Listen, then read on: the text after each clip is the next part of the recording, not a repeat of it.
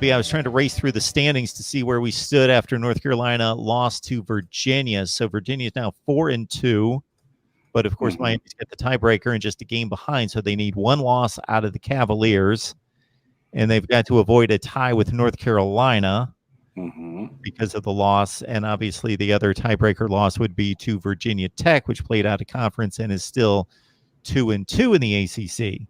So, man, it is just going to be fascinating for me. There's no great team in the division. There's no elite team. It's no, we've got a top 10 team and then kind of separation. It's just, it's a mess, but it's going to be fun to watch and see who separates themselves or who wins some kind of crazy tiebreaker on the final Saturday of the season.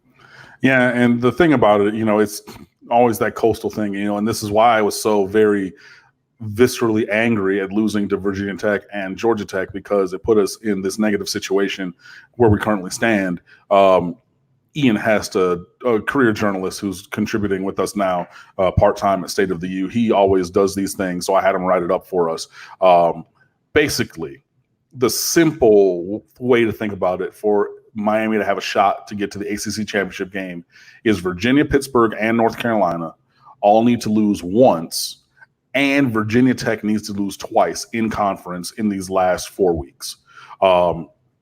You can go look at that up on stateoftheu.com. He did a good job detailing all of that.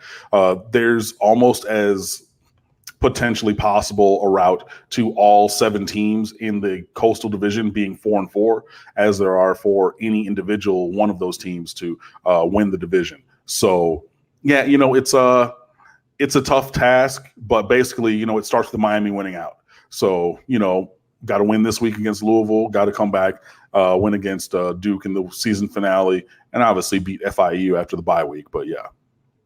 The question I still have is the offense overall for Miami, because Florida State really went to that 2017 Pittsburgh mentality or game plan against Miami and said, if you hit a couple of throws, you're going to win.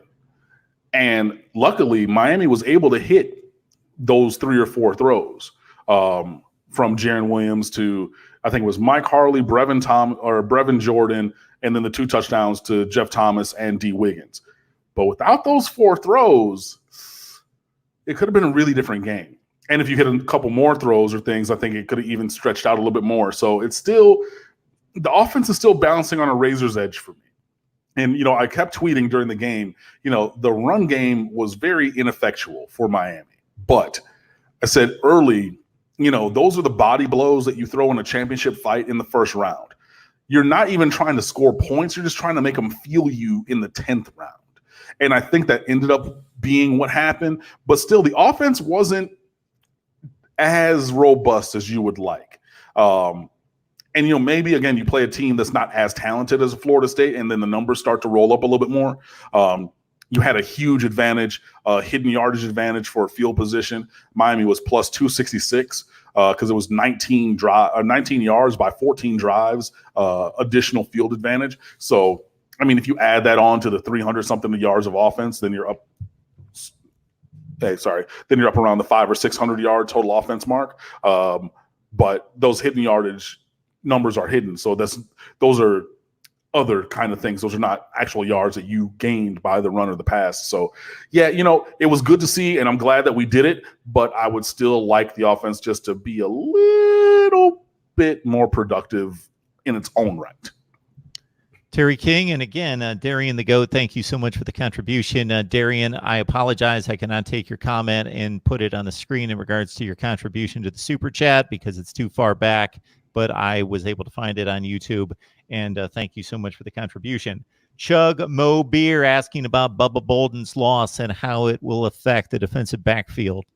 Yeah, Bubba Bolden broke his ankle pretty much, celebrating his interception. That's me saying it because I had a very similar injury. That's not from Miami Athletics, although Manny Diaz did say in his Monday presser that Bubba Bolden is out for the year. So that is done. Ben Griffin, Lorenzo Lingard went to Manny Diaz earlier this season and asked to redshirt this year, so he's redshirting. Anyway, back to Bubba Bolden. With his injury, whether it be soft tissue, whether it's a broken ankle, whatever, the ankle on his right leg is keeping him out. He was helped off the field. after the injury, he was seen in a walking boot with crutches and everything like that. So yeah, it's a tough break for him 5 games in because he missed the first 4 because of NCAA shenanigans. But Bubba Bolden was really coming into his own. He caused that interception at Pittsburgh, and after that game he tweeted, "Yo, turnovers are gonna be my thing." So then he comes in this week and he gets his own interception and just a freak accident there. The thing I would do is I would give more snaps to the top 3 now at safety, that being Gervin Hall, Amari Carter, and Robert Knowles. And then I would say maybe take 25 to maybe half of the snaps that you would give to Bubba Bolden, and you give those to Keontre Smith, the freshman All-American from Chaminade Madonna Prep School down here in Hollywood.